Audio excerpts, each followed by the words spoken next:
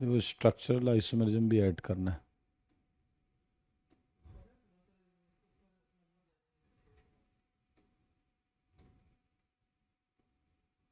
नहीं ये तो ठीक है। आर एंड एस हो गया, स्ट्रक्चरल आइसोमेरिज्म एक्सरसाइज 2 है शायद, या 10 तक 2 ही ऐड करनी यहाँ से है ना। अच्छा,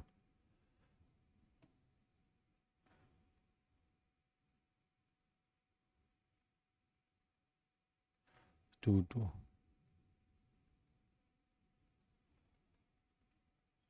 ठीक है।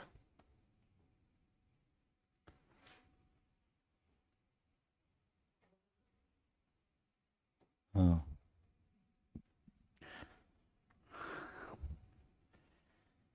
क्या हाल चाल है भाई लोग।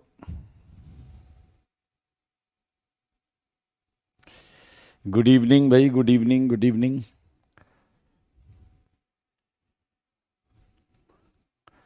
गुड इवनिंग आदित्य, वेदांत, आलेख।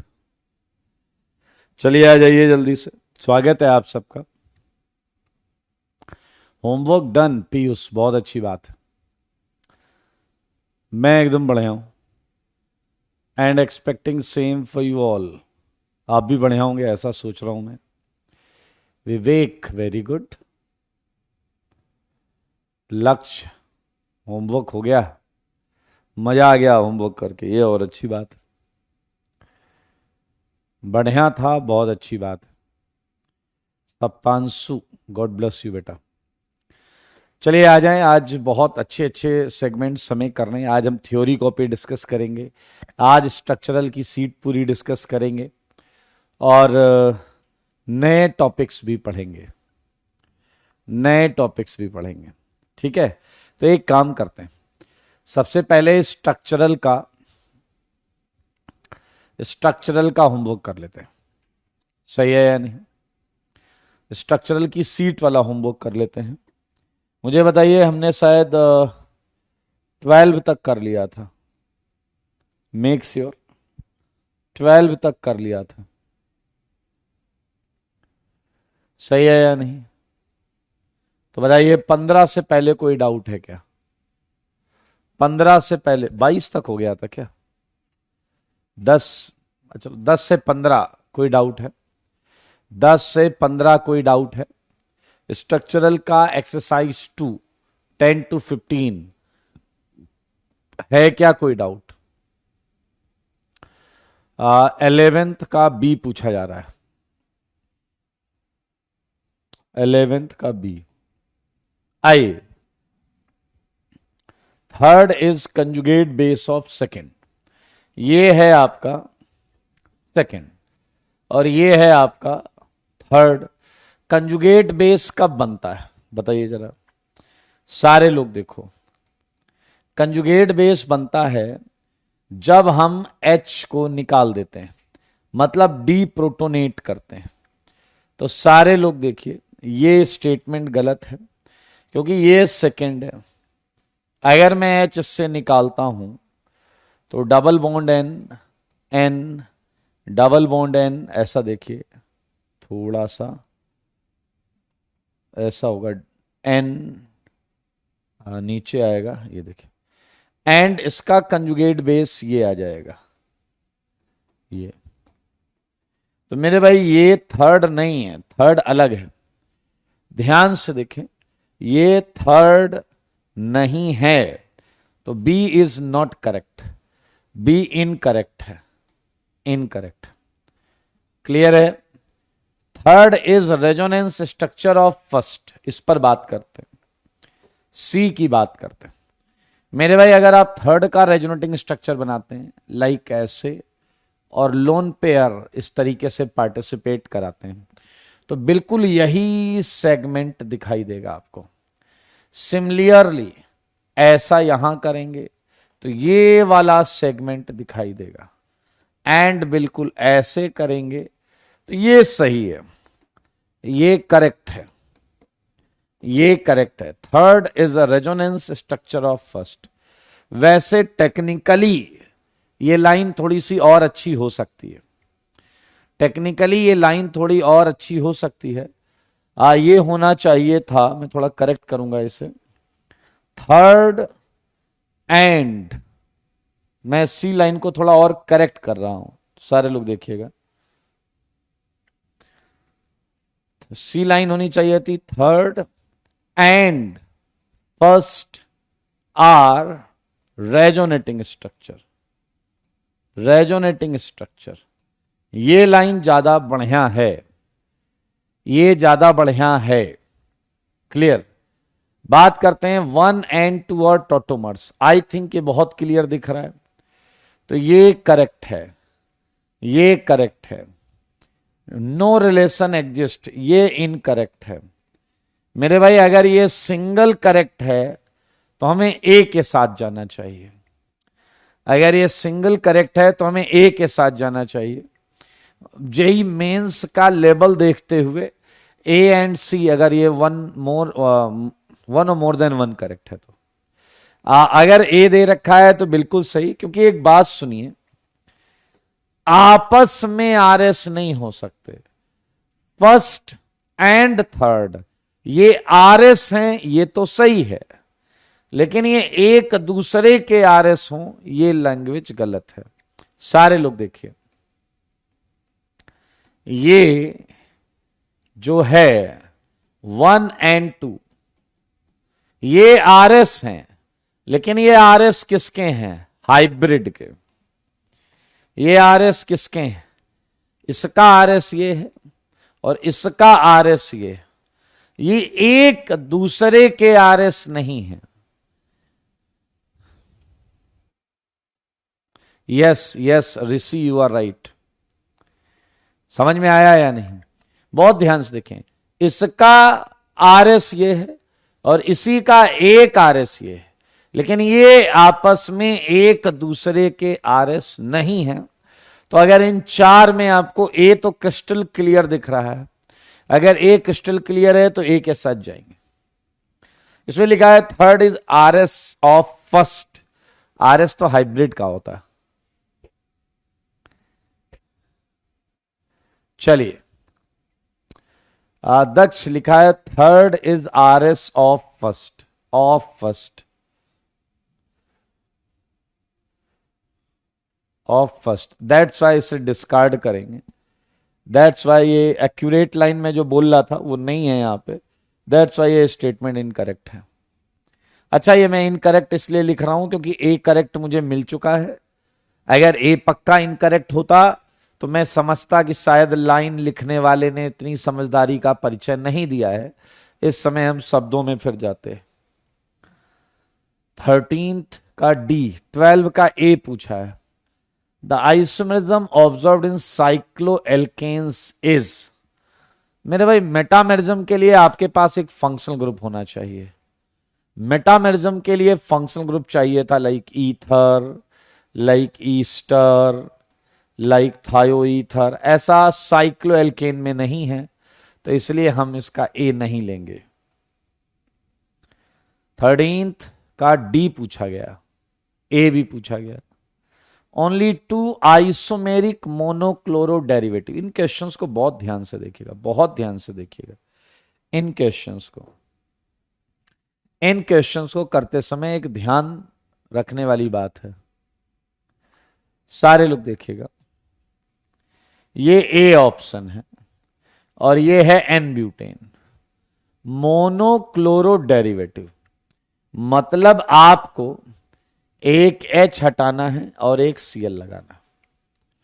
ये काम आप ऐसे कर सकते हैं, यहां का एच हटा के सीएल लगा सकते हैं और यहां का एच हटाकर सीएल लगा सकते हैं। सही है या नहीं? ऐसे आप सब में करके देख लो। 2,4 डाइमिथाइल पेंटेन, 2,4 डाइमिथाइल पेंटेन। और इसमें अगर आप यही काम अंजाम देना चाहते हैं तो एक ये बना सकते हैं, एक ये बना सकते हैं और एक ये बना सकते हैं। इस तरीके से आपको सब बनाने पड़ेंगे।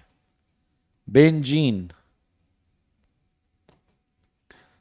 तो मेरे भाई यहां सारी पोजीशन आइडेंटिकल है, तो ये एंड डी। बहुत ध्यान से सुनना, कुछ बताना चाह रहा हूं मैं। 2 मिथाइल प्रोपेन, देखो यही मजेदार चीज है। एक ये बनेगा और एक ये बनेगा। क्वेश्चन क्या बोल रहा है वो समझो। कह रहा है केवल 2, ओनली 2 आइसोमेरिक मोनोक्लोरो डेरिवेटिव्स कहां कहां पर है।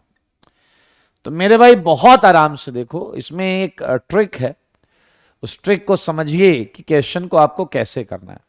मैंने इसे किया, मैंने देखा पहले में आ रहे हैं 2, दूसरे में आ रहे हैं 3, इसमें आया 1 और इसमें आया 2। इस समय मैंने स्टीरियो छोड़ते हुए, एक्सक्लूडिंग स्टीरियो, ये काउंट किया है। लेकिन अब यार आंसर 2 में 2 2 आ रहा है, तो मेरे भाई अब आप इंक्लूडिंग स्टीरियो भी चेक करो, स्टीरियो को इंक्लूड करते हुए। आप जरा देखो, ये सेंटर काइरल है, तो ये एक अकेला होगा और ये 2 होगा, मतलब इस समय इसका आंसर है 3। इस समय इसका आंसर है 3। हम ऑप्टिकल आइसोमेरिज्म पढ़ रहे हैं, और ऑप्टिकल आइसोमेरिज्म में आपको पता है कि अगर ये सेंटर काइरल है तो ये लाइट को एक बार क्लॉकवाइज भी घुमाएगा और एक बार एंटी क्लॉकवाइज भी घुमाएगा। बहुत ध्यान से देखिए, लास्ट में देखिए, सही बात है या नहीं, हाँ या ना। तो मेरे भाई ऐसे अगर मैं यहां गिनता हूं इस जगह पर, तो यहां देखिए, यहां भी सेंटर काइरल, ये एक ही काइरल है, यहां कोई काइरल नहीं है और यहां पर भी कोई काइरल नहीं है। तो इसका आंसर क्या हो जाएगा, ये 2 हो जाएगा, 1 और ये 1, इसका आंसर हो जाएगा 4। इसका आंसर अभी भी 1 रहेगा और इसका आंसर अभी भी 2 रहेगा। तो मेरे भाई your final answer is going to be D. ये आंसर आएगा तुम्हारा, ये आंसर आएगा तुम्हारा। तो लैंग्वेज ऑफ क्वेश्चन को ध्यान से देखना है और फिर करना है। अच्छा, बिल्कुल सही है, दिव्यांशु सही कह रहे हैं, ये अपन ने देखा ही नहीं। दिव्यांशु ने कहा है कि स्ट्रक्चर बोला है, बिल्कुल सही। तो यार इसका स्ट्रक्चर देखना है, मतलब स्टीरियो नहीं देखेंगे। स्ट्रक्चर देखना है मतलब स्टीरियो नहीं देखेंगे, तो आंसर ए एंड डी, ठीक है। अगर अगर अगर स्ट्रक्चर नहीं है तो डी, अगर स्ट्रक्चर है तो ए एंड डी, बिल्कुल सही है। स्ट्रक्चर लिखा हुआ है मतलब आपको नहीं देखना है, आपको नहीं देखना है स्टीरियो, स्ट्रक्चर लिख दिया है यहां पर, यहां स्ट्रक्चर लिख दिया है। इसका आंसर ए एंड डी ही तो होगा। क्या दिया है आंसर, बैक में D is answer, A and D कर लो। स्ट्रक्चर लिखा हुआ है, अगर स्ट्रक्चर लिखा है तो भाई साहब आपको, भाई स्टीरियो देख ही नहीं सकते क्योंकि इसके दोनों के स्ट्रक्चर सेम होंगे। Clear, A and D, A and D, A and D, clear. थोड़ा सा आप लोग इतनी समझदारी रखें, क्या समझ में नहीं आया वो भी लिखें, ठीक है। नहीं है, बी के थर्ड पार्ट में स्यूडो नहीं है, नहीं है, ये स्यूडो नहीं है। स्यूडो के लिए इसका भी काइरल होना जरूरी था, स्यूडो के लिए इसका भी काइरल होना जरूरी था, तो ये स्यूडो नहीं है। ए एंड डी ही दिया है अनीसा, अब बाकी कह रहे हैं डी दिया है केवल, बहुत बुद्धिमान हो आप लोग, वेल डन अनीसा। 15 से पहले पार्थ 14 का सी, एक ऑर्गेनिक कंपाउंड है, मॉलिक्यूलर फॉर्मूला है C2H5NO, कंटेन्स डबली लिंक्ड एटम्स। अच्छा, डबल बॉन्ड है भैया, ठीक है, तो बताओ इट कैन सो। तो मेरे ख्याल से ये तो ये भी हो सकता है, CH3CONH2, तो वो मैच कर रहा है, 2 कार्बन 5 हाइड्रोजन, ठीक है। और ये बिल्कुल शो कर सकता है टॉटोमेरिज्म, CH3 ये कहेगा तुम मुझे H दो, मैं तुम्हें बॉन्ड दूंगा। लो जी, टॉटोमेरिज्म हो गया, टॉटोमेरिज्म हो गया। टॉटोमेरिज्म वाले आपको सेगमेंट्स देखने हैं। फंक्शनल आइसोमर, तो आप देखिए, ये है आपका प्राइमरी एसिड एमाइड और ये है आपका सेकेंडरी एसिड एमाइड। ये फंक्शनल आइसोमरिज्म हो गया, फंक्शनल आइसोमर्स हो गया।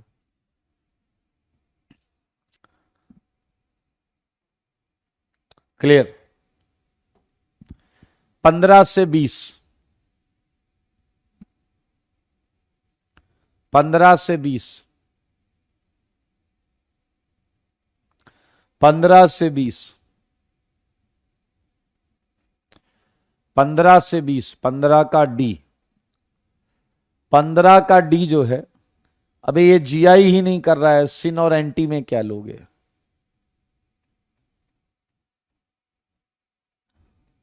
मेरे भाई अगर आप देखो तो ये ग्रुप सेम है, ये ग्रुप सेम है, तो ये ज्योमेट्रिकल आइसोमरिज्म नहीं शो कर रहा है। अगर ज्योमेट्रिकल ही शो नहीं कर पा रहा है तो ये दो फॉर्म्स में एग्जिस्ट ही नहीं करेगा, सो दैट हम सिन और एंटी बोल पाए। 15 से 20, तुम लोग इतने टैलेंटेड हो, हर एक क्वेश्चन पूछा जा रहा है।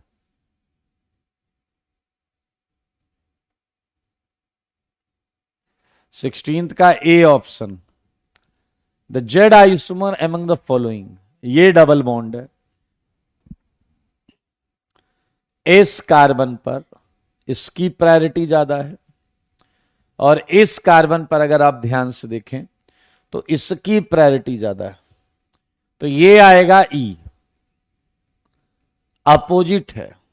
लेकिन मुझे पता है आप कितनी बुद्धि लगा रहे हो, तो इसलिए मैं इसे अलग से बता देता हूं।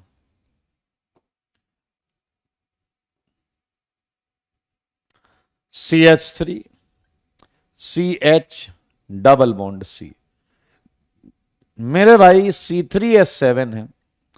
अब ये C3H7 जो है, ये आपका या तो स्ट्रेट चेन हो सकती है, देखो C3H7, लेकिन ये C3H5 है, ये आपका CH2 CH double bond CH2 हो सकता है। तो आप बहुत आराम से देख सकते हैं इन दोनों केसेस में इस वाले कार्बन पर इसकी प्रायोरिटी ज्यादा और इस वाले पर इसकी प्रायोरिटी ज्यादा। तो इस तरीके से आप इस डबल बॉन्ड को ई पता कर लेंगे। कोई भी केस जो बन सकता है बनाइएगा, ये हर केस में ई आएगा।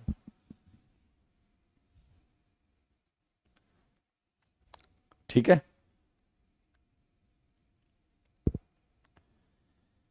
तुम लोगों को कौन सी आंसर की मिली है यार? हाँ, इसमें निकाल लो जल्दी से। इसका ज्यादा है, इसका ज्यादा है, ये भी ई। इसमें Br का ज्यादा है, इसमें फ्लोरीन का ज्यादा है, ये भी ई। इसमें ब्रोमीन का ज्यादा है, इस फ्लोरीन का ज्यादा है, जेड। सी आंसर है इसका, सी आंसर है, सी आंसर है, सी।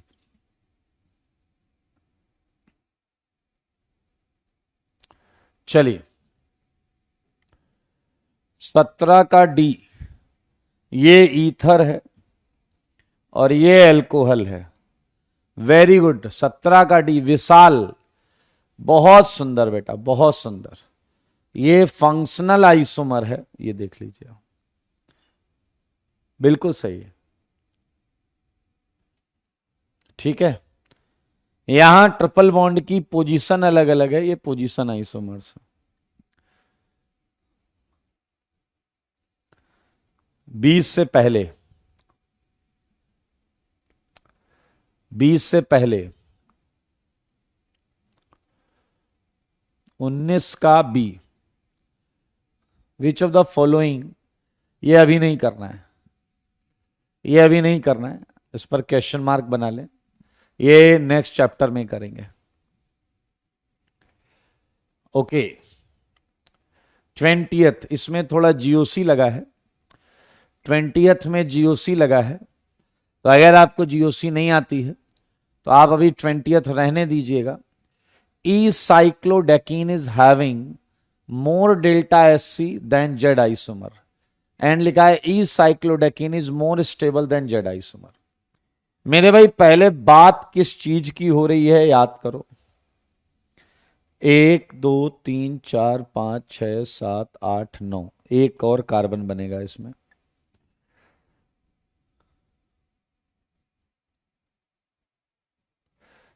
एक 2 3 4 5 6 7 8 9 10, ये देखिए ये है साइक्लोडेकिन।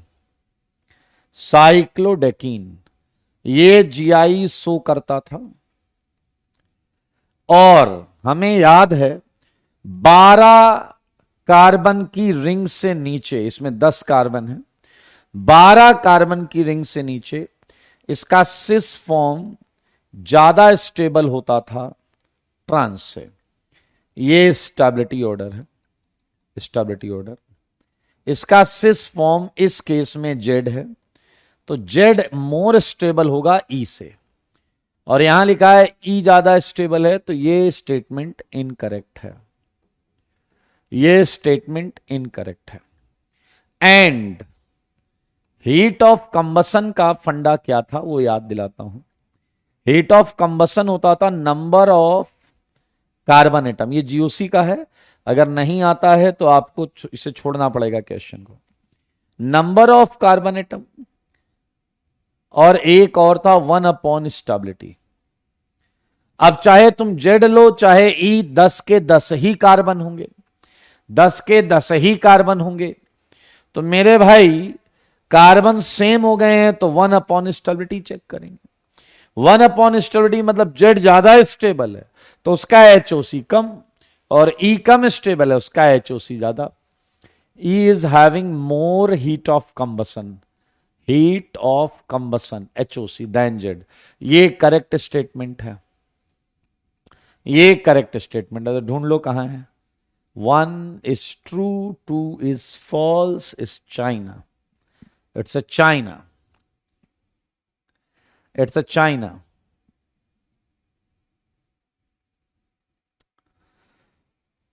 ट्वेंटी वन का आरपी हो सकता है, आरपी हो सकता है। Match the column. 21 का आरपी हो गया, 21 का डी, सब अपने अपने हिसाब से पूछ रहे हैं। मेरे भाई आइए इस क्वेश्चन को करते हैं। ये पोजीशन है, साफ साफ दिख रहा है, सही है या नहीं। ये टॉटोमर है, थोड़ा करेक्शन के साथ है यहां पर, ये हल्का सा समझिएगा आप। ये सिंगल बॉन्ड है दरअसल, ये सिंगल बॉन्ड है, ये सिंगल बॉन्ड है।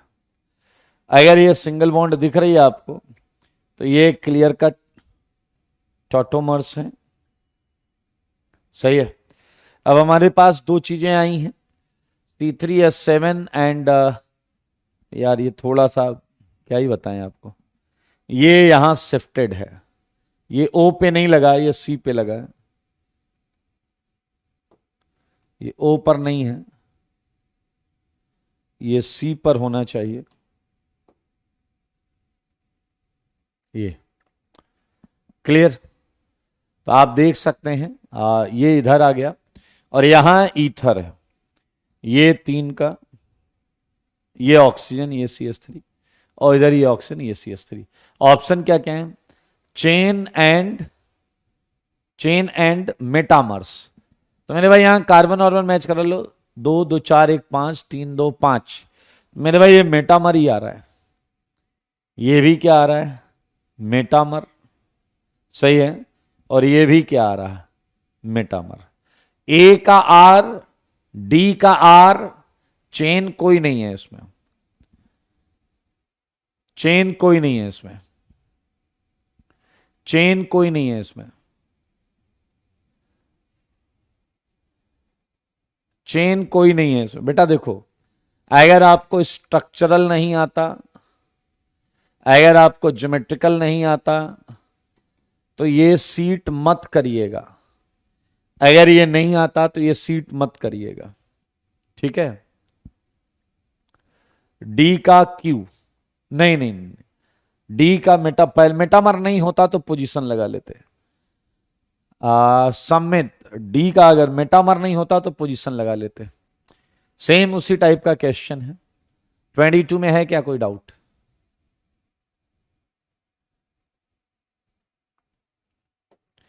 नहीं नहीं, डी का क्यों नहीं है, डी का आर करेक्ट कर लो।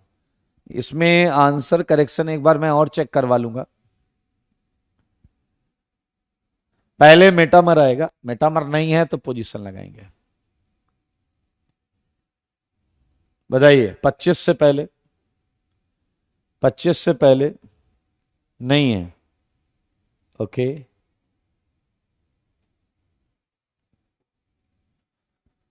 Exercise 3, exercise 3, exercise 3, okay. Is it first question? अरे वाह, चलो जी बताओ, ये कर लिया क्या? How many benzenoid isomers are possible for molecular formula of cresol? Cresol क्या होता है? यहां OH और यहां CH3, सही है या नहीं? ये क्रीसॉल है, क्रीसॉल, ठीक है। अब बेंजीनोइड का मतलब क्या होता है? बेंजीन जरूर बनाना है, बेंजीनोइड का मतलब है बेंजीन जरूर बनाना है। तो यार CH3 तो हम यहां भी लगा सकते हैं। अब बात अगर ऐसी चल रही है तो CH3 यहां भी लग सकता है। बात अगर ऐसी चल रही है तो CH3 में उठाकर ऑक्सीजन पर भी लगा सकता हूं। बात अगर ऐसी चल रही है तो मैं CH2OH भी बना सकता हूं। तो 5 स्ट्रक्चर होंगे। वेल डन प्रवीण, 5 स्ट्रक्चर होंगे। इसे आर्थोक्रिसॉल बोला जाता है, इसे मेटाक्रिसॉल बोला जाता है, इसे पैराक्रिसॉल बोला जाता है। ये कंपाउंड कॉमन नेम बता रहा हूं, एनीसोल है, एंड ये बेंजाइल अल्कोहल है। तो बेंजीनोइड रखते हुए हम ये 5 स्ट्रक्चर बना सकते हैं, सही है।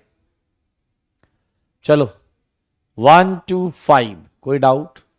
1 2 3 4 5, 1 2 3 4 5।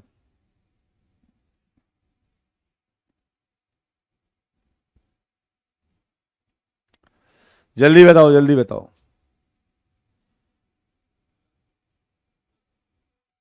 ओके, 4 पूछा जा रहा है, 4,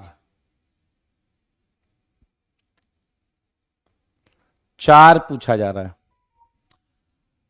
total number of structural isomer of 3 degree amine for the molecular formula this. हमने ऐसे बहुत सारे क्वेश्चन कॉपी में किए हैं, ऐसे बहुत सारे क्वेश्चन कॉपी से किए हैं। तो आपको एक बार कॉपी को रेफर करना पड़ेगा। मैं बस ये हिंट कर दे रहा हूं कि इस फॉर्मूले में आप डबल बॉन्ड इक्विवेलेंट निकालो तो वो आएगा 0, यानी कि सब सिंगल बॉन्ड। 3 डिग्री अमीन चाहिए तो N पर 2 मिथाइल लगा लेना, इसके केस बनाना। फिर N पर 1 मिथाइल और 1 इथाइल लगा लेना, इसके केस बनाना। 6 में 2 इधर लगा लिए तो 4 कार्बन बचे होंगे। 6 में 3 इधर लगा लिए तो 3 बचे होंगे। अब ये वाला सेगमेंट यहां और यहां लगेगा, ये वाला यहां और यहां लगेगा, ये वाला यहां और यहां लगेगा। तो बहुत आराम से आपको दिख रहा है कि इसमें 6 केस आ रहे हैं, 6 केस आ रहे हैं। 5 to 10, 5 to 10, 5 to 10, 5 to 10, 5 to 10,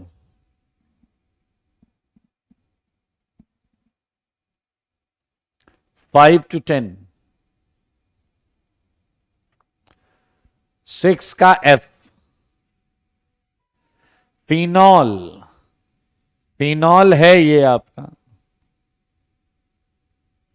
and साइक्लोहेक्सा 2,4-डाइनोन, यही है ना, साइक्लोहेक्सा 2,4-डाइन-1-ओन। अच्छा, ये है मेरे भाई, ये टॉटोमर्स है, ये टॉटोमर्स है।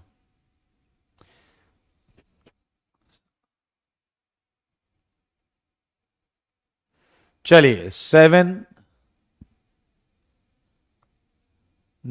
का बी,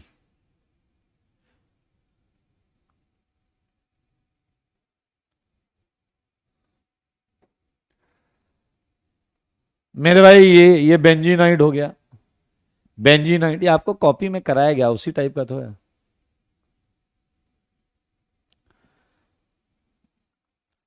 नाइन्थ का सी पूछ रहे हैं लोग, क्या पूछ रहे हैं? Will have less इनॉल content. इसका इनॉल एरोमेटिक हो जाए, कौन है ये? इसका इनॉल एरोमेटिक हो जाएगा, तो इसका ज्यादा हो जाएगा, फर्स्ट वाले का इनॉल ज्यादा हो जाएगा, इसका इनॉल ज्यादा हो जाएगा।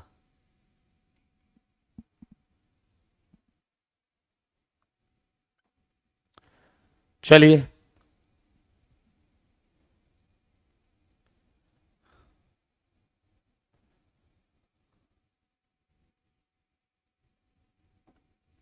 यार, मुझे ऐसा लगता है ना, मैं इन क्वेश्चंस के सॉल्यूशन अपलोड करवा देता हूं, तुम लोगों के डाउट्स तो मुझे नहीं लगता मैं ले सकता हूं। सॉरी बॉस, मैं इनके सॉल्यूशन बनवाता हूं, अपलोड करवाता हूं, ठीक है? तुम लोगों को इतनी तमीज नहीं है, थ्योरी कॉपी पढ़ के आओगे नहीं, कॉपी का क्वेश्चन सारे एक तरफ से पूछ रहे हो।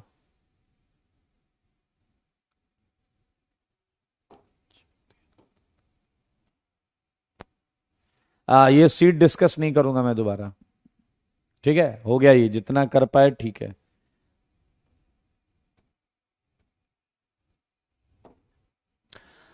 थ्योरी कॉपी डिस्कशन करेंगे। इसमें आ जाते हैं, हमें क्या करना था? फिशर था, R&S, 3O एराइथ्रो, ये हो गया था। R&S बकवास करना नहीं है, चुपचाप जिसे पढ़ना है पढ़ो, जिसे नहीं पढ़ना निकल लो। आ जाओ इधर, आ जाओ, इस पे आते हैं, इसका आंसर निकालेंगे। इस कार्बन का 1 और ये आएगा 2, तो ये ऐसा बन रहा है, हमने इसे कर लिया S।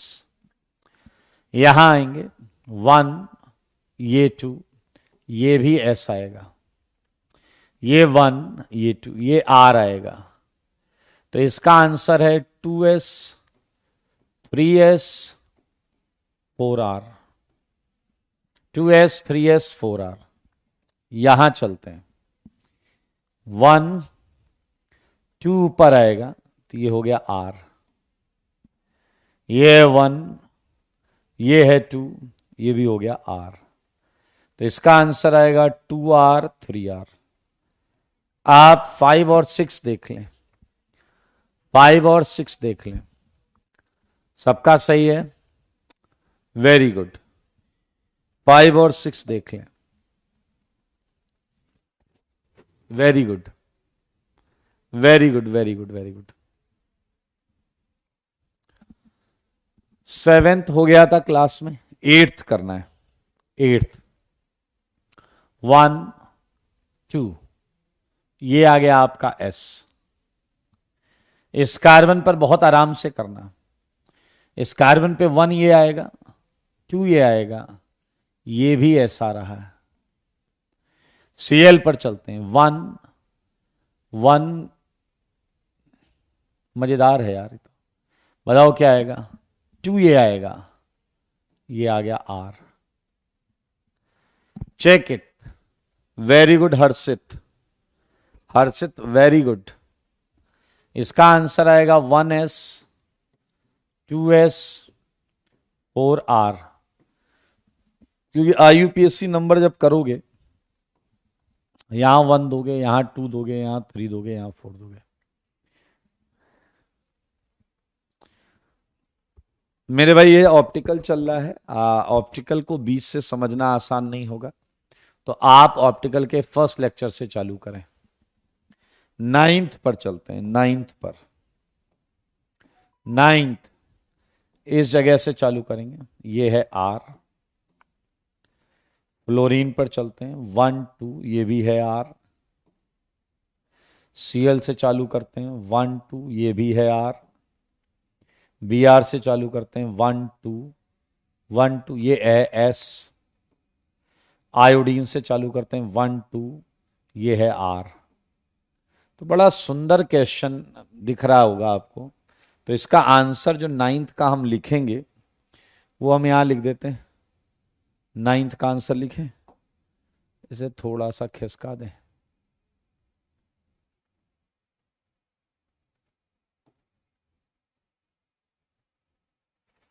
ठीक है।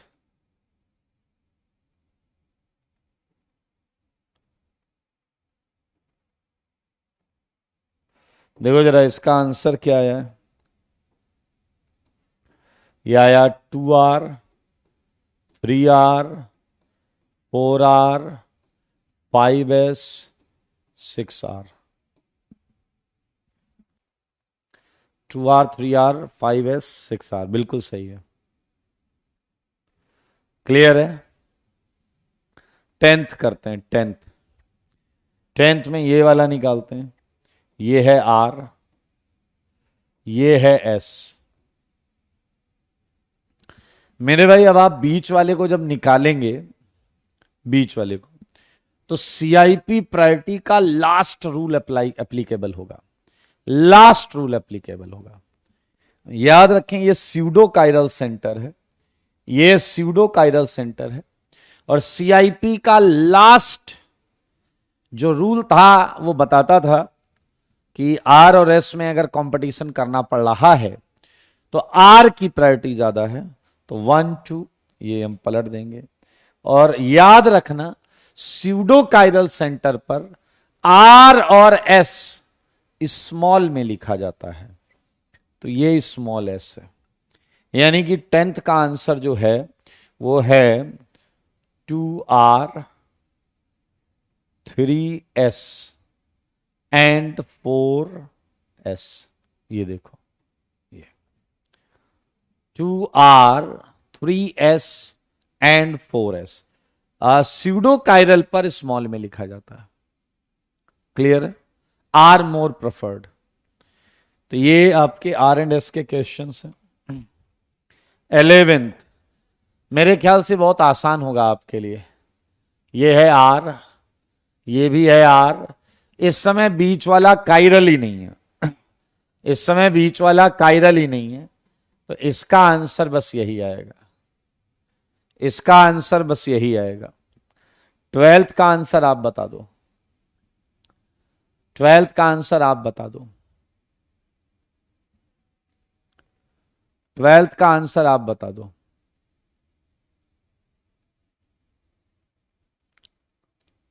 स्वप्न, yes yes you are right. 11th में दोनों आर आ रहे हैं भाई, दोनों आर आ रहे हैं। मुझे 12th बता दो। 12th मेरे ख्याल से बहुत आसान है, और ये जो आंसर है ये आर है। एक ही सेंटर कायरल है, एक ही सेंटर कायरल है। ये वाला सेंटर कायरल है, तो बस यही आंसर आएगा आर, और कुछ नहीं। मेरे भाई ये 1 ये 2 ऐसा बन रहा था, लेकिन ये लोवेस्ट प्रायोरिटी हमारी तरफ था, तो हमने आंसर को पलट दिया, हमने आंसर को पलट दिया। दिव्यांश पूछ रहे हैं व्हाई नॉट कायरल, तो कायरल सेंटर का टॉपिक हम कर चुके हैं 2 लेक्चर पहले, प्लीज वो आप जाकर पढ़ें। हां, एच ऑब्जर्वर की तरफ है, तभी हमने अपने आंसर को पलट दिया। सही है, तो ये आंसर जो हो गया ये आर हो गया। चलिए, रुद्रेश कह रहे हैं 12th जो है वो एस होगा, तो मेरे भाई 1 2 ये बन रहा था, उससे पलट दिया है। जब तक सीखने वाली बुद्धि नहीं रखोगे ना तो तुम एस लगाते रहो। वो कह रहे हैं नंबरिंग इन 12th CL1 आएगा, ये वाला सेगमेंट 2 आएगा, ये वाला सेगमेंट 3 आएगा। इस सीक्वेंस को पलट दीजिए। चलिए, और अच्छी बात यह है कि हमने अभी तक क्या क्या किया है उसकी एक यहां पर हम देखेंगे। एक तो हमने किया सिमेट्री, सिमेट्री इसमें POS, COS, AOS मेनली हमने ये किए हैं। फिर हमने किया था कायरल सेंटर, कायरल सेंटर। फिर हमने इसी में किया था स्यूडो कायरल सेंटर। सही है। फिर हमारे सामने ये था कि कंपाउंड को कॉन्फ़िगरेशन कैसे दें, तो एक हमने पढ़ा D&L, एक हमने पढ़ा थ्रियो एंड एराइथ्रो, एक हमने पढ़ा R&S। लेकिन इससे भी इंपॉर्टेंट था कुछ, वो ये था कि हम कंपाउंड को ड्रॉ कैसे करें। तो इतने टॉपिक हमने किए हैं मेरे भाई। मेक श्योर एक एक टॉपिक पे जाके जो बताया गया है उसे पूरा ईमानदारी से और अच्छी तरीके से करना होगा। ये है फिशर प्रोजेक्शन फॉर्मूला, ठीक है। आपको अगर थ्योरी में इश्यू रहेगा, क्वेश्चन आपसे नहीं बनेंगे। समझ में आया है? तो थ्योरी को क्लियर करना पड़ेगा, नहीं तो आगे ऐसे ही आप अपना और सबका समय खराब करेंगे। तो थ्योरी पर कमांड करो। अगर डाउट पूछना है तो पहले थ्योरी का डाउट पूछो। जिस दिन तुम्हें सीट में या DPP में 50-60% डाउट आ रहे हैं, इसका मतलब तुम्हारी थ्योरी बर्बाद है। तुमने थ्योरी को मजाक में लिया है, तुमने थ्योरी को हल्के में लिया है। ये बहुत क्लियर स्टेटमेंट है, आप समझ लीजिए कि आपको ये चीजें आएंगी तभी आप आगे के चीजों को कर पाओगे। इतने टॉपिक हमने कर लिए हैं, ठीक है। और अब हम आज जो करने जा रहे हैं वो करेंगे 3 बहुत ही इंपॉर्टेंट चीजें। और ये 3 इंपॉर्टेंट चीजें क्या हैं, ध्यान से देखेंगे। आज हम पढ़ने जा रहे हैं मेरे भाई, ध्यान से सुनना, नहीं तो ये टॉपिक भी आपका रह जाएगा। ये टॉपिक है, सारे लोग देखो, रिलेशनशिप। हम रिलेशनशिप के बारे में पढ़ने जा रहे हैं। किसके बारे में पढ़ेंगे? रिलेशनशिप के बारे में पढ़ेंगे। किसके बारे में पढ़ेंगे? रिलेशनशिप के बारे में पढ़ेंगे। Relationship between stereo isomers, stereo isomers. सारे लोग देखो, बहुत खूबसूरत टॉपिक है और इसे बहुत आराम से सीखा जा सकता है। Relationship between stereo isomers. आया, मुझे एक बात बताओ, मुझे एक बात बताओ सारे के सारे, कि कोई कंपाउंड ऑप्टिकल शो कर रहा है। मान लो ए ऑप्टिकल आइसोमेरिज्म शो कर रहा है, ए ऑप्टिकल आइसोमेरिज्म शो कर रहा है। ए इज शोइंग ऑप्टिकल आइसोमेरिज्म। इसका मतलब यह हुआ कि ऑर्गेनिक केमिस्ट्री में ए के मॉलिक्यूलर और स्ट्रक्चरल फॉर्मूला के कई कंपाउंड एग्जिस्ट करते हैं, कम से कम 2 तो एग्जिस्ट करते हैं, जो लाइट के साथ इंटरैक्ट कर रहे हैं डिफरेंटली, जो लाइट से डिफरेंट इंटरैक्शन करते हैं। बहुत आराम से सुनिएगा मेरी बात। अगर ए ऑप्टिकल शो कर रहा, बेटा देखो जब मैं कुछ बता रहा हूं तो सुनना पड़ेगा, सुनो ध्यान से। इस समय लिखना बेवकूफी है, ध्यान से सुनो। अगर ए ऑप्टिकल शो करता है, इसका मतलब इस मॉलिक्यूलर और इसके स्ट्रक्चरल फॉर्मूला के कम से कम 2 आइसोमर्स हैं जो लाइट से डिफरेंटली इंटरैक्ट करते हैं। आउटपुट की बात नहीं, इंटरैक्ट करते हैं मेरे भाई। 2, मैं बोल रहा हूं कम से कम 2। ये 3 हो सकते हैं, 4 हो सकते हैं, 5 हो सकते हैं, 20 हो सकते हैं, 25 हो सकते हैं। तो ये जो 2 या 2 से ज्यादा स्टीरियो आइसोमर्स हैं, इनके बीच में रिलेशनशिप क्या है? इन्हें क्या इनके रिश्ते, इनके बीच के रिलेशंस को हम कोई नाम दे सकते हैं? उस पर हम बात करेंगे। सही बात है या नहीं? बहुत ध्यान से सुनिएगा, बहुत ध्यान से सुनिएगा, बहुत मजेदार टॉपिक है मेरे भाई। स्टीरियो आइसोमर्स के बीच में केवल 2 ही रिलेशन हो सकता है। सारे लोग देखिएगा, बहुत मजेदार है ये। पहला है एनेंसियोमर्स। हम क्या बोलेंगे? एनेंसियोमर्स। अगर एनेंसियोमर रिलेशन नहीं है तो मेरे भाई आएगा डायस्टीरियोमर। डायस्टीरियोमर, बहुत आराम से देखिएगा, अच्छा टॉपिक है इसलिए आराम से देखिएगा, ठीक है। या तो स्टीरियो आइसोमर्स एनेंसियोमर्स होंगे, और अगर वो एनेंसियोमर्स नहीं है तो वो डायस्टीरियोमर्स होंगे। अब मुद्दा ये है, हम ये कैसे पहचाने कि दिए हुए 2 ऑप्टिकल आइसोमर्स एनेंसियोमर्स हैं या नहीं? तो जो बताऊंगा बस वो सुनिए, सारे क्वेश्चन सही हो जाएंगे। कंपाउंड्स देखें, कैसे देखेंगे? विच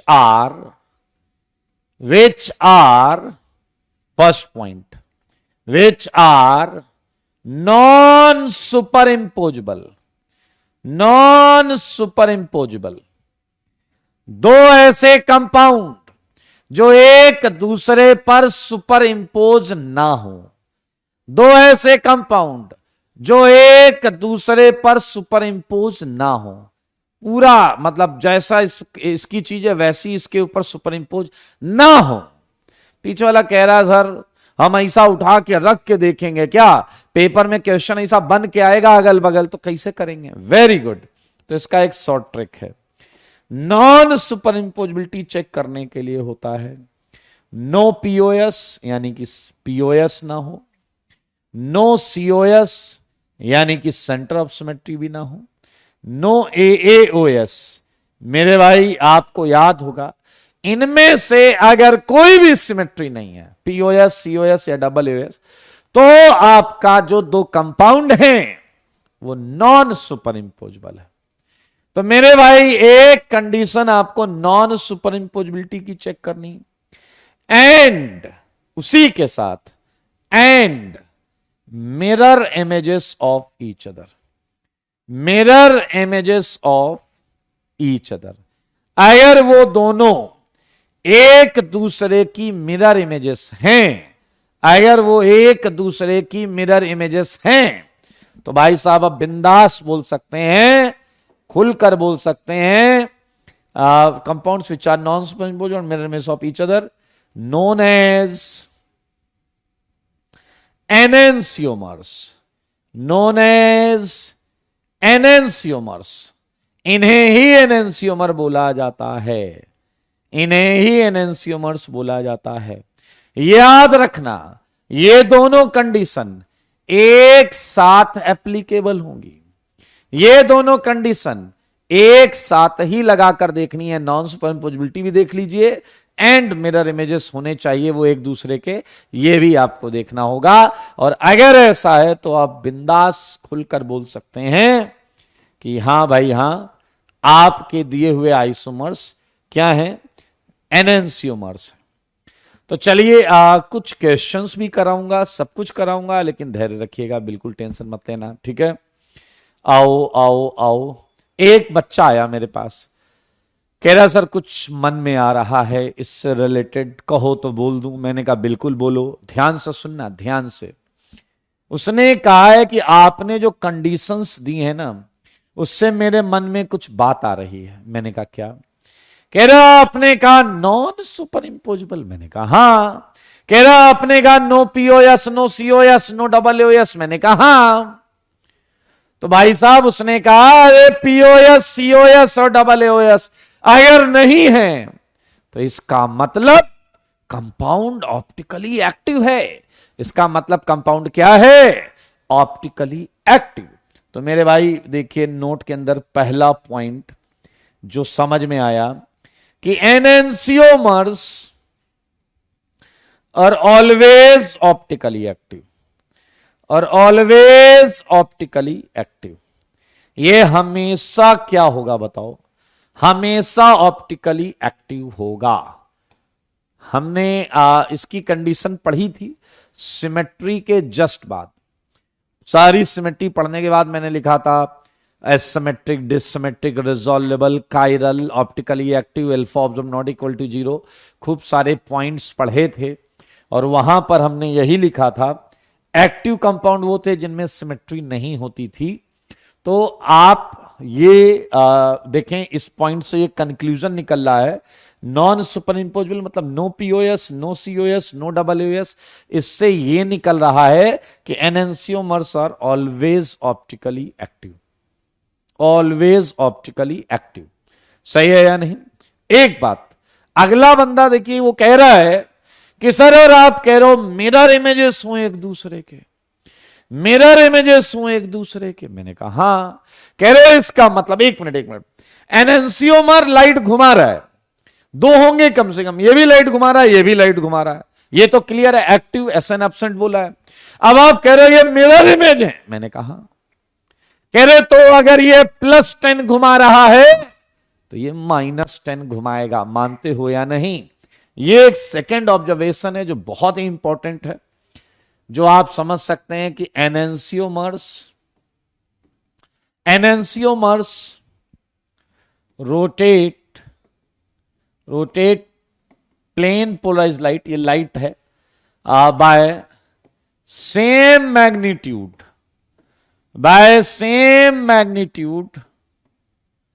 बट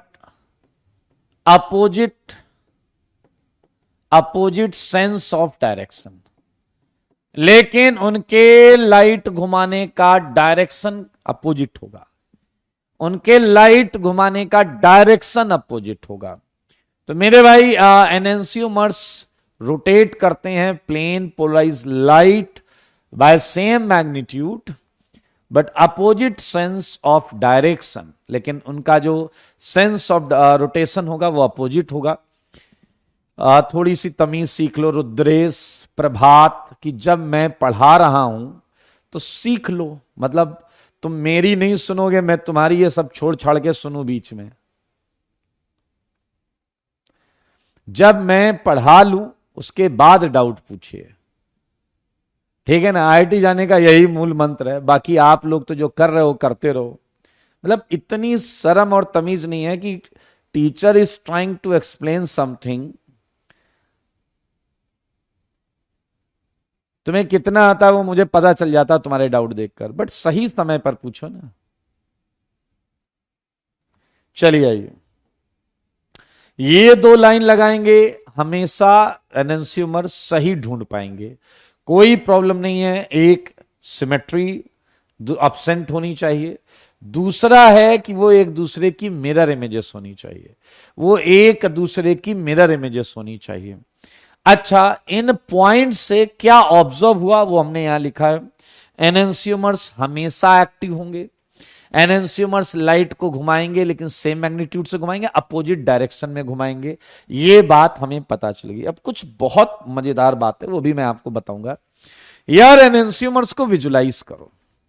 ये लाइट घुमा रहा है, ये भी लाइट घुमा रहा है, ये प्लस थीटा घुमा रहा है, ये माइनस थीटा घुमा रहा है, ये प्लस थीटा, ये minus theta, they are mirror images, और कोई डिफरेंस है ही नहीं यार। मतलब सब कुछ वैसे ही है, बट मिरर इमेज है, बस इतना ही फर्क है मेरे भाई। बहुत इंपॉर्टेंट पॉइंट है, थर्ड पॉइंट, एनेंसियोमर्स, ध्यान से देखेंगे, एनेंसियोमर्स, एनेंसियोमर्स contain same physical properties.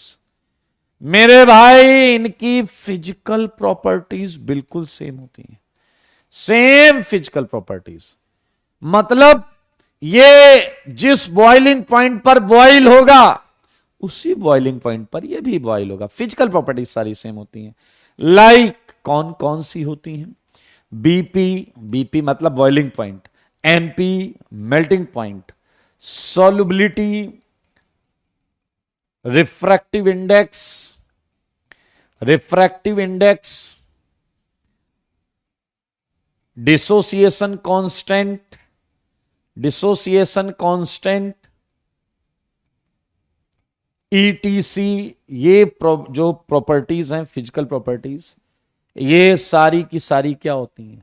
Same physical properties होती हैं, सेम फिजिकल प्रॉपर्टीज होती हैं। समझ रहे हैं आप? एनेंसियोमर्स दो डिफरेंट कंपाउंड हैं, एक प्लस थीटा घुमा रहा है, एक माइनस थीटा घुमा रहा है। अच्छा एक बात बताओ, अगर एक कंटेनर है, एक कंटेनर है, मैंने एनेंसियोमर्स डाल दिए, एक डाल दिया प्लस थीटा वाला, एक माइनस थीटा वाला। अब मुझे बताओ, अगर मैं नीचे आग लगा दूं, कंटेनर के नीचे आग लगा दूं, तो दोनों में किसकी वेपर पहले बनेगी?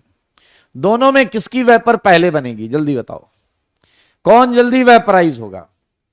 कौन जल्दी वेपराइज होगा? अगर मैं कंटेनर के नीचे आग लगा दूं, तो दोनों में किसकी वेपर पहले बनेगी? जल्दी बताओ।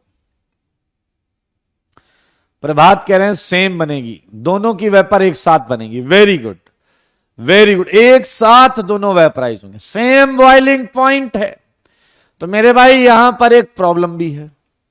एक प्रॉब्लम यह है कि यार एनेंसियोमर के मिक्सचर को अलग करना बाय हीटिंग, ये फ्रैक्शनल डिस्टिलेशन बोलते हैं, आग लगा के वेपराइज करके फ्रैक्शंस निकालना, इसे फ्रैक्शनल डिस्टिलेशन बोलते हैं।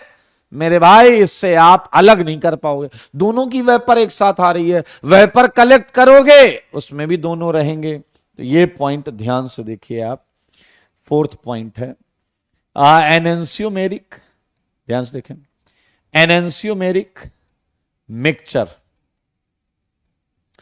can't be separated, can't be separated by fractional distillation method, fractional distillation method। मेरे भाई इसे इस मेथड से अलग नहीं कर सकते। रीजन क्या है? Because of having same boiling point, because of having same boiling point. तो आप अभी तक पढ़ रहे थे एनेंसियोमर्स के बारे में, ये बात आपके दिमाग में बैठ जानी चाहिए। सोते सोते अगर कोई आपसे पूछ ले एनेंसियोमर्स क्या है, आपके दो non superimposable mirror images, क्या बोलोगे?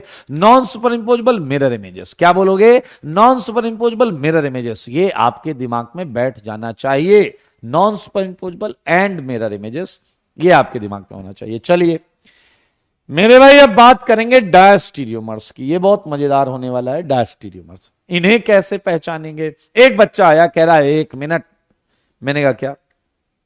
कह रहा ये क्यों पढ़ा रहे हो, ये क्यों पढ़ा रहे हो? मैंने कहा मतलब, कह रहा मतलब ये कि अगर दो ही रिलेशन होता है, अगर दो ही रिलेशन होता है, और ये हम पढ़ चुके हैं, ये हम पढ़ चुके हैं, तो ये तो हम देख लेंगे। अरे अगर कोई एनेंसियोमर नहीं है तो डायस्टीरियोमर ही तो होगा। क्या ये बात आपके भेजे में गई या नहीं? जो ये नहीं होगा, जो स्टीरियोआइसोमर ये नहीं होगा, वो यही होगा। ये बात भी सही है, ये बात भी सही है। नहीं नहीं नहीं, फिर अब तुम लोग गलती करने लगे। वेदांत ने वो उल्टा सीधा बोलने लगा, ना ना ना ना ना ना ना ना, ऐसा नहीं, ऐसा नहीं, ऐसा नहीं। जो एनेंसियोमर नहीं है वो डायस्टीरियोमर, जो स्टीरियो आइसोमर एनेंसियोमर नहीं है वो डायस्टीरियोमर। ये बात फैक्ट है, इसमें कोई चिंता करने की बात नहीं है। फिर भी मैं बता तो देता ही हूं कैसे देखेंगे।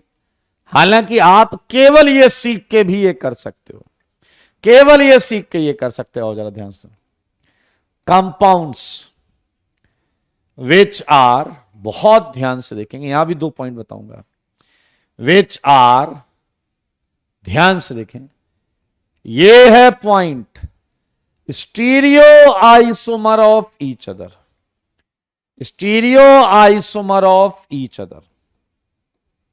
सारे सुनो, पहली कंडीशन क्या है? Stereoisomer of each other, एक दूसरे के स्टीरियो आइसोमर। एक बच्चा आया कह रहा आई ऑब्जेक्ट, मैंने कहा क्या? कह रहा है स्टीरियो आइसोमर तो जीआई भी होता है और ओआई भी होता है, ज्योमेट्रिकल आइसोमरिज्म भी स्टीरियो है एंड ऑप्टिकल आइसोमरिज्म भी स्टीरियो है। मैंने कहा हां। अच्छा, तो कंपाउंड्स जो हो वो एक दूसरे के क्या हो? स्टीरियो आइसोमर्स, स्टीरियो आइसोमर्स हो, हां या ना? स्टीरियो आइसोमर्स हो, वेरी गुड। सेकेंड पॉइंट इसी में क्या है? And non mirror images of each other, और वो एक दूसरे की मिरर इमेज ना हो, non mirror images of each other.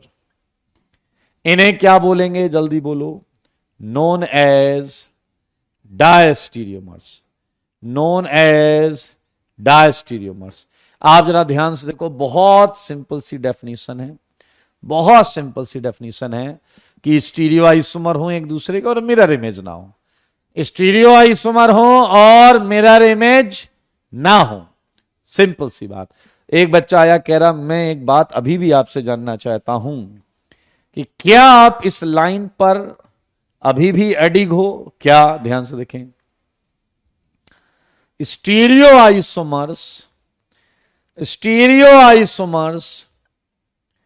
which are not enantiomers, which are not enantiomers are known as diastereomers। मेरे भाई हां, मैं इस लाइन पर अभी भी बिल्कुल कायम हूं, यह बात बिल्कुल सही है। अगर ध्यान से देखो तो ये व्हाइट से मैंने यही 2 पॉइंट्स लिखे हैं, stereo isomers which are non-mirror images of each other, मतलब which are not enantiomers। ध्यान से देख लें, एक बात ये हो गई, एनेंसियोमर के बारे में सब पढ़ा है, डायस्टीरियोमर के बारे। अच्छा एक बात बताओ, क्या डायस्टीरियोमर में सिमेट्री की कोई कंडीशन है क्या? जैसे यहां था ये एब्सेंट होना चाहिए, वैसे यहां कोई कंडीशन है क्या? सारे बता दो, वैसे यहां कोई कंडीशन है क्या? सारे बताओ, क्या यहां पर कोई सिमेट्री की कंडीशन है क्या कि सिमेट्री प्रेजेंट हो या एब्सेंट हो? यहां है क्या कोई कंडीशन? यहां है कि नॉन सुपर इंपोजेबल होना चाहिए, यहां कोई कंडीशन नहीं है, यहां कोई कंडीशन नहीं है। यहां एसएन हो भी सकता है और नहीं भी हो सकता है, एसएन प्रेजेंट भी हो सकता है, एसएन अब्सेंट भी हो सकता है। एक बच्चा आया कह रहा अच्छा ये बात तो सही है, आपने कहीं नहीं लिखा superimposable, non superimposable, SN absent, present, कुछ नहीं लिखा है। तो मुझको ऐसा लगता है, ध्यान से देखेंगे, मुझको ऐसा लगता है कि आपके डायस्टीरियोमर में, ध्यान से सुनना, आपके डायस्टीरियोमर्स में बी, इसमें सिमेट्री हो भी सकती है और नहीं भी हो सकती। तो मेरे भाई आ जाओ, ध्यान से सुनो, डायस्टीरियोमर्स में भी बोथ एक्टिव, दोनों एक्टिव भी हो सकते हैं। अगर क्या हो, एब्सेंट हो, दोनों क्या हो सकते हैं, बोथ इनएक्टिव भी हो सकते हैं। अगर एब्सेंट हो तो और तो और one active and one inactive भी हो सकता है, क्योंकि एसएन पर तो कंडीशन है ही नहीं ना मेरे भाई। डायस्टीरियोमर्स तो तुम्हारे एक्टिव भी हो सकते हैं, इनएक्टिव भी हो सकते हैं, एक एक्टिव एक इनएक्टिव भी हो सकता है। सही बात है, हाँ या ना? अगर सिमेट्री नहीं समझ में है, सिमेट्री पर कोई कंडीशन नहीं है, तो यह बात बहुत ऑब्वियस है कि डायस्टीरियोमर्स में भी बहुत एक्टिव, बहुत inactive, one active and one inactive. बहुत कॉमन सेंस के कुछ छोटे छोटे पॉइंट्स हैं, मैं चाहूंगा आप देखकर आप बताएं जल्दी जल्दी। आइए बताओ, क्या डायस्टीरियोमर्स मिरर इमेज हैं? क्या डायस्टीरियोमर्स मिरर इमेज हैं? क्या डायस्टीरियोमर्स मिरर इमेज हैं? क्या डायस्टीरियोमर्स मिरर इमेज हैं? जवाब है नो। डायस्टीरियोमर्स मिरर इमेज नहीं होते, क्योंकि ये एनेंसियोमर्स नहीं हैं। तो मेरे भाई अब यहां पर आप समझ सकते हैं कि ये अलग मैग्नीट्यूड में ही घुमा रहे होंगे, इनका डायरेक्शन कुछ भी हो सकता है, एंड इनकी फिजिकल प्रॉपर्टीज भी अलग अलग होंगी। तो ये बात यहां पर हम लिख लेते हैं। Diastereomers contain different physical properties like, आपको पता है शायद, boiling point, melting point, solubility, refractive index, dissociation constant ETC। And यहां सेपरेट करने में कोई प्रॉब्लम नहीं आएगी, क्योंकि इनका बॉइलिंग पॉइंट अलग अलग है। इनका क्या है? बॉइलिंग पॉइंट अलग अलग है। आप जब आग लगाओगे तो कोई एक का वेपर पहले बनेगा। किसका? जिसका बॉइलिंग पॉइंट कम होगा। जिसका बॉइलिंग पॉइंट कम होगा उसका वेपर पहले बनेगा। बहुत आराम से देखिए। तो भाई बहुत क्लियर हो गया। Diastereomeric mixture can be separated by fractional distillation method, क्योंकि इनका बॉइलिंग पॉइंट अलग अलग है। तो आपके सामने एनेंसियोमर है, आपके सामने डायस्टीरियोमर है। अब मैं क्वेश्चन कराऊंगा और क्वेश्चन को करते ही आपको मजा आ जाएगा, लेकिन आपको ये कंडीशन अभी आप देखकर बता दीजिएगा, कोई दिक्कत नहीं है, लेकिन ये दिमाग में होनी चाहिए। चलो एक बार रिवाइज करते हैं। एनेंसियोमर दिमाग में आते ही क्या ये दो शब्द तुम्हारे मन में आ जाएंगे? Non superimposable, mirror images. Non superimposable कैसे चेक करोगे? SN absent and mirror image तो देख लेंगे, मिरर रख के ऐसा। हाँ, ये क्या होना चाहिए? डायस्टीरियोमर। अरे एनेंसियोमर जो नहीं है वो भैया डायस्टीरियोमर है, और डायस्टीरियोमर के लिए कंडीशन है stereoisomer of each other and no mirror image. No. लो जी, क्वेश्चन आ रहा है आपके सामने आ रहा है प्रश्न, एंड ये करना क्या है इसमें? Find relationship. ये चले गए, आज ही ढूंढूंगा जाकर, नहीं गधे, मैं कंपाउंड दूंगा उसमें रिलेशनशिप ढूंढना है। मैं कंपाउंड दूंगा उसमें रिलेशनशिप ढूंढना है रेडस, इधर उधर टहल के नहीं ढूंढना है। ये क्वेश्चन नंबर 1 है। सारे देखो बोर्ड पर, ये देखिए, यहां अच्छा लगेगा आपको। ये Br है, ये Cl है। देखो जी देखो, ये आपका, सारे लोग देखिए,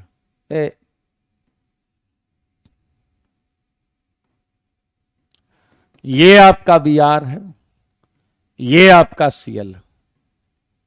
सही है? या तुम लोगों को एकदम हलवा क्वेश्चन दें अभी? तुम्हारी शक्ल देख के ऐसा लग रहा है कि तुम लोगों को अभी एकदम हलवा क्वेश्चन ही दिया जाना चाहिए। ये बी आर, ये सीएल, एंड ये बी आर, एंड ये सीएल। चलो चलो चलो जल्दी बताओ, चालू करें प्रश्न। ये है 1, ये है 2 और ये है 3। पहले हम देखेंगे 1 एंड 2 में। 1 एंड 2 में बताओ जरा, 1 एंड 2 में क्या ये दोनों में एसएन एब्सेंट है या नहीं? 1 एंड 2 में चेक करो, एसएन एब्सेंट है या नहीं, पीओएस सीओएस एब्सेंट है या नहीं? है भाई, है। एसएन एब्सेंट है, देख लो 1 एंड 2 में एसएन एब्सेंट है या नहीं? पीओएस भी नहीं है, सीओएस भी नहीं है, कोई भी एसएन नहीं। मेरे भाई क्या ये मिरर इमेजेस हैं क्या? क्या ये मिरर इमेजेस हैं क्या? सारे बताओ, क्या ये मिरर इमेजेस हैं क्या? और अगर ये मिरर इमेजेस हैं, मिरर इमेजेस, तो मेरे भाई फिर तो खुला चिल्ला कर बोलो, ये एनेंसियोमर्स हैं। 1 एंड 2 एनेंसियोमर्स हैं। सही बात है यार, 1 एंड 2 एनेंसियोमर्स हैं। चेक कर लो सारे, यहां मिरर है, 6 की रिंग में ये ऊपर बी आर है, यहां मिरर है तो ऐसा बी आर दिखेगा। यहां सीएल अंदर है, ये मिरर है तो यहां सीएल अंदर दिखेगा। ये देखिए, दे आर एनेंसियोमर्स। बहुत आराम से देखिए, तो 1 एंड 2 एनेंसियोमर हो गए। अब हम बात करेंगे 1 एंड 3 की। 1 एंड 3 की, तो मुझे बताओ 1 एंड 3, क्या 1 एंड 3 मिरर इमेज हैं क्या? क्या 1 एंड 3 मिरर इमेज हैं क्या? 1 एंड 3 मिरर इमेज हैं क्या? अंधा आदमी भी टटोल कर बता सकता है, non mirror images. 1 and 3 mirror image नहीं है, तो ये डायस्टीरियोमर, ये डायस्टीरियोमर। इसी प्रकार अगर मैं पूछता हूं 2 एंड 3, तो जवाब दो मुझे 2 एंड 3 ये भी एक दूसरे की नॉन मिरर इमेजेस हैं, नॉन मिरर इमेजेस। तो मेरे भाई ये क्या आ गया? ये आ गया डायस्टीरियोमर्स। डायस्टीरियोमर्स मेरे भाई, इनके बीच में रिलेशनशिप में अगर आपको डाउट है तो आप पूछें। इनके बीच में रिलेशनशिप में कोई डाउट है तो आप पूछें।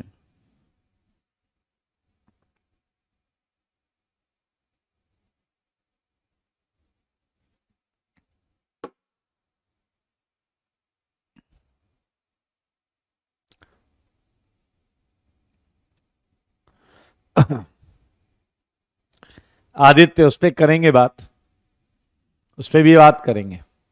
आइए, बहुत अच्छी बात है मेरे भाई। यहां पर अक्सर आप जो गलती करेंगे, नहीं जितना बताया उतना देखना पड़ेगा। यहां एसएन एब्सेंट मतलब पीओएस सीओएस ये एब्सेंट है। एसएन एब्सेंट ये सिमेट्री मेट्री हम करके आए ना वहां से, नहीं केवल मिरर इमेज से गलत हो जाएगा, केवल मिरर इमेज से गलत हो जाएगा। जो कंडीशन बताई है वही करना है, लगाना है। आइए, आप लोग क्या क्या गलती करेंगे वो सुनिए। एक तो गलती यही है जो बच्चे बोल रहे हैं, वो केवल मिरर इमेज देखेंगे, वो कहेंगे मिरर इमेज है, एनेंसियोमर नहीं है, डायस्टीरियोमर। गलत हो जाएगा, गलत हो जाएगा। मैं खुद ऐसे क्वेश्चन दूंगा, आप गलत कर लोगे। केवल मिरर इमेज से देखोगे, गलत हो जाएगा। यहां एसएन एब्सेंट एंड दोनों चीजें हैं, SN absent and mirror images दोनों देखनी पड़ेगी। एक बात। दूसरी बात, क्या ये कॉमन सेंस है कि मॉलिक्यूलर फॉर्मूला सेम होना चाहिए एंड सेम स्ट्रक्चरल फॉर्मूला होना चाहिए। मेरे भाई अगर ये नहीं लगाया तो गड़बड़ हो जाएगा। Molecular and structural formula same. आया मान लो मैं एक और कंपाउंड दूं आपको, मान लो मैं एक और कंपाउंड दूं आपको इसी में एक और कंपाउंड दूं, तो बताना 1 और 4 के बीच में क्या है? 1 और 4 के बीच में क्या है बताओगे? सारे लोग देखना।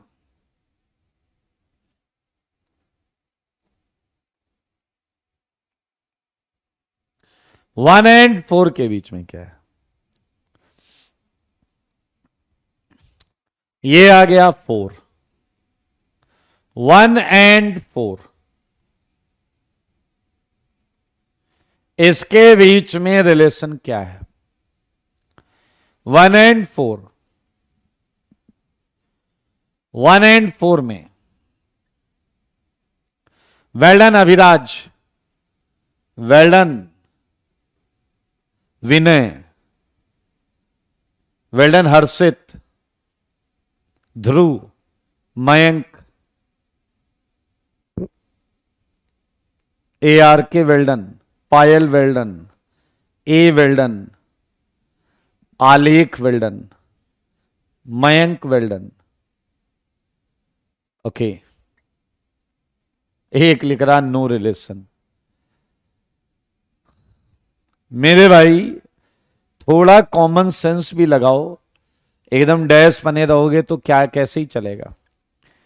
क्या आप ये देख रहे हो कि ये और ये सेम मॉलिक्यूलर फॉर्मूला है? पहले मुझे बताओ, क्या इसका मॉलिक्यूलर फॉर्मूला सेम है? क्या इसका स्ट्रक्चरल फॉर्मूला सेम है? जवाब है हां, जवाब है हां, same molecular and same structural formula है। तो मेरे भाई क्या कॉमन सेंस है, अगर मैं इसे 1 लिखता हूं तो क्या क्लॉकवाइज में 2 है या नहीं? तो सेम कहानी यहां है। अगर मैं 1 लिखता हूं और ये 2, ये देखिए तो सेम कंपाउंड है, ये तो आइडेंटिकल है। कंपाउंड को ऐसा घुमा दिया थोड़ा सा, ये तो आइडेंटिकल है, आइडेंटिकल उसी कंपाउंड को घुमा दिया है थोड़ा सा। मेरे भाई ये तो आइडेंटिकल है, ये तो आइडेंटिकल है।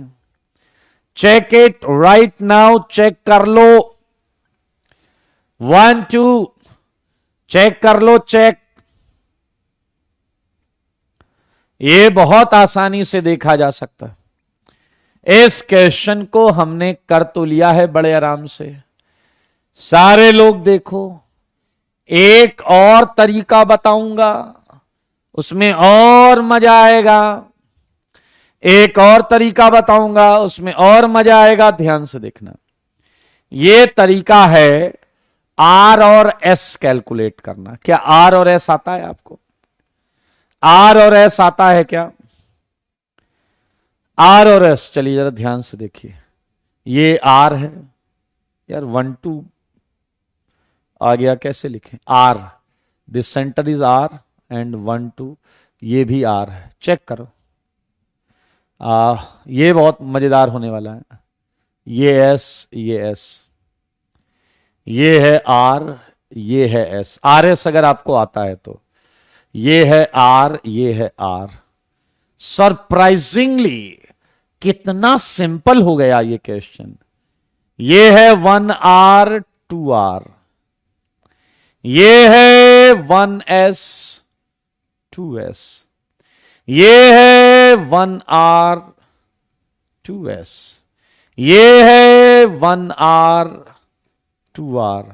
अंधा भी बता दे सारी चीजें, अंधा भी बता दे सारी चीजें। लुक एट, क्या R की इमेज S होती है या नहीं? क्या R की इमेज S होती है या नहीं? रेक्टस क्लॉकवाइज की इमेज एंटी क्लॉकवाइज होती है या नहीं? जल्दी बताओ। क्या क्लॉकवाइज की इमेज एंटी क्लॉकवाइज होगी या नहीं? क्या क्लॉकवाइज की इमेज एंटी क्लॉकवाइज होगी या नहीं? आर की इमेज एस होगी या नहीं? तो मेरे भाई अब बहुत आराम से यह देखा जा सकता है कि पहले वाले दोनों आर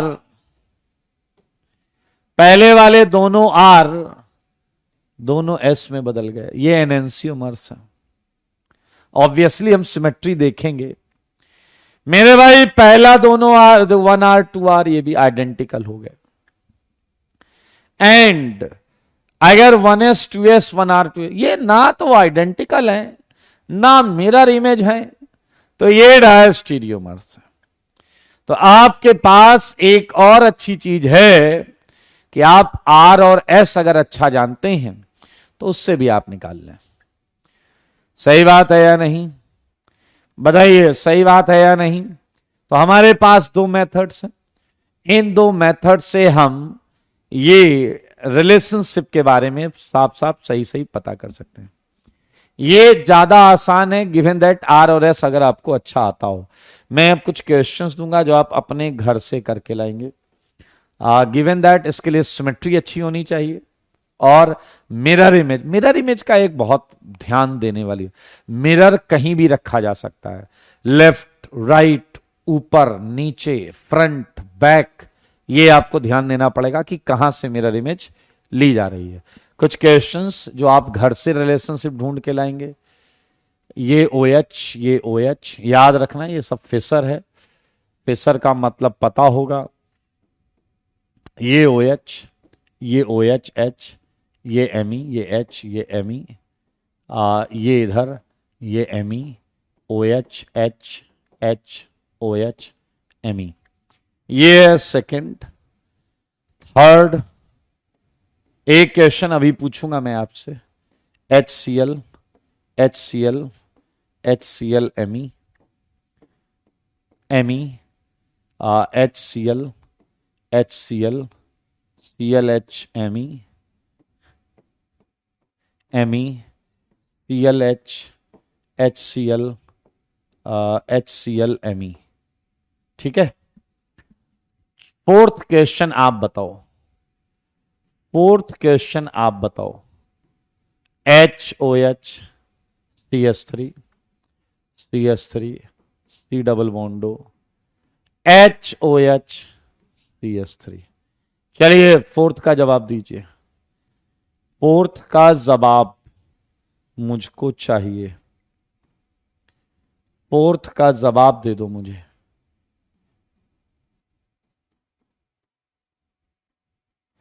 फोर्थ में क्या रिलेशन है? फोर्थ में क्या रिलेशन है?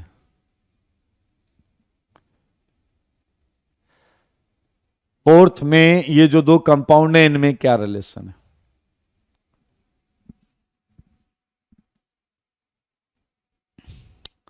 आंसर आ रहा है एनेंसियोमर्स। कई लोग का आंसर है एनेंसियोमर्स। फोर्थ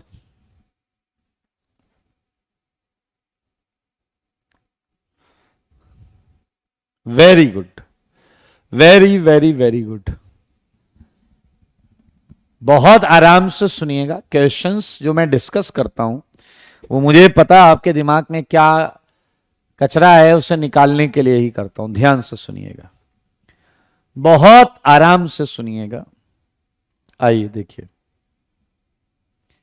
मेरे भाई, क्वेश्चन नंबर जो फोर्थ है, दरअसल ये दोनों एनेंसियोमर्स हैं, जबकि मैंने देखा कई बच्चों ने डायस्टीरियोमर भी लिखा हुआ है। मुझे पता है इनकी मानसिक स्थिति क्या है। इनकी मानसिक स्थिति यह है कि सर ये मिरर इमेज नहीं है, ये मिरर इमेज नहीं है। थोड़ी बुद्धि लगाओ और सोचो कि मिरर इमेज किस चीज की देखी जाती है। मिरर इमेज केवल कायरल सेंटर की देखी जाती है, नहीं तो इस CH3 को भी फिर मैं H3C लिखता। समझ रहे हो मैं क्या कह रहा हूं? मिरर इमेज से फर्क क्या पड़ता है? मिरर इमेज से जो डायरेक्शनल प्रॉपर्टी होती है वही बदलती है। मिरर इमेज से जो डायरेक्शनल प्रॉपर्टी होती है वही बदलती है। तो मेरे भाई डायरेक्शनल प्रॉपर्टी किसके पास होती है? एक सेगमेंट जो स्टीरियो कर रहा हो, जैसा कि इस केस में ये काइरल सेंटर है। तो मेरे भाई आपको मिरर इमेज इस सेंटर की देखनी थी, क्योंकि यही काइरल सेंटर है, ये काइरल सेंटर नहीं है। इसे जैसे मनाए वैसे लिखो, इसे जैसे मनाए वैसे लिखो। ये एनेंसियोमर एक। और अगर कोई इंसान बुद्धि लगा रहा था तो वो वैसे भी बोल सकता था, ये आर है वो एस है, they are enantiomers, they are enantiomers. Raghuvaran कह रहे हैं इसमें सिमेट्री कैसे देखें। हमने 70-80 क्वेश्चन किए हैं सिमेट्री देखने के, तो वहां पर जैसे पीओएस सीओएस देखा जाता था वैसे इसमें देखेंगे रघुवरन। काइरल सेंटर 4 अलग चीजें हैं, सिमेट्री मिलेंगी नहीं। तो क्या आप समझ गए एनेंसियोमर है? चलिए आप मुझे एक और जवाब दीजिए, फिफ्थ का जवाब दीजिए, फिफ्थ का जवाब दे दो। आयुष, अब सिमेट्री भी देखनी है, सिमेट्री एब्सेंट होनी चाहिए, सिमेट्री एब्सेंट होनी चाहिए। मोहित का आंसर आया है फिफ्थ के लिए डायस्टीरियोमर। मोहित का आंसर है डायस्टीरियोमर। हर्षित बोल रहे हैं डायस्टीरियोमर। अभिराज अनुराग ने बोला है diastereomer. And well done, well done ji, well done. क्या जवाब दिया है आपने, वाकई ये डायस्टीरियोमर्स है, ये डायस्टीरियोमर्स है, ये डायस्टीरियोमर्स है। क्योंकि इस बार आपको मिरर इमेज नहीं मिल रही है, क्योंकि सल्फर इस बार काइरल सेंटर है, सल्फर इस बार काइरल सेंटर है। और आपने मिरर इमेज तो नहीं ले रखी है, क्योंकि नीचे वाले काइरल सेंटर की तो मिरर इमेज है, बट पूरे मॉलिक्यूल की मिरर इमेज नहीं है। तो ये इसकी मिरर इमेज नहीं है, तो ये डायस्टीरियोमर, ये एनेंसियोमर। बहुत सिंपल फंडा है, रत्ती भर भी लेफ्ट राइट मत करिए, जो बताया गया था वो करना है। सिमेट्री दोनों में नहीं है, सिमेट्री कहीं नहीं थी। तो मैं आपको कुछ और क्वेश्चन दूंगा जो आप अपने घर से करके लाइएगा।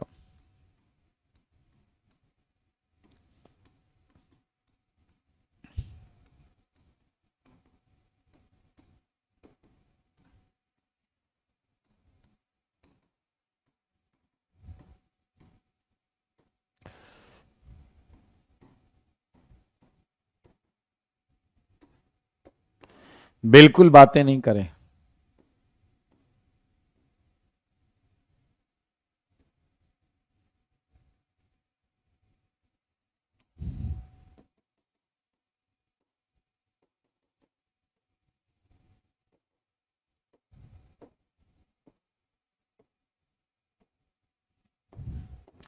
ये सारे प्रश्न आप करके लाइएगा।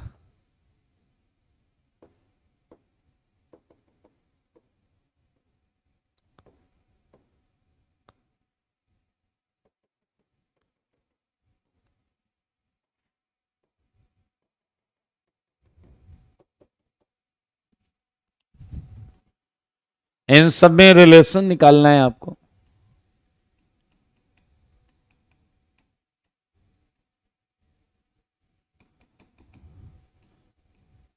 बेटा बिना मेहनत करे, दिमाग चलाए, अच्छी चीज तो नहीं मिलेगी। समझ में आया? यहां कंटेंट मिलेगा, समझना पड़ेगा, पढ़ना पड़ेगा, करना पड़ेगा, तब बनेगा। अगर आपको वैसा कंटेंट चाहिए जिसमें आपको दिक्कत ही ना हो, तो मीठी गोली लेनी है तो वो यहां नहीं मिलेगी।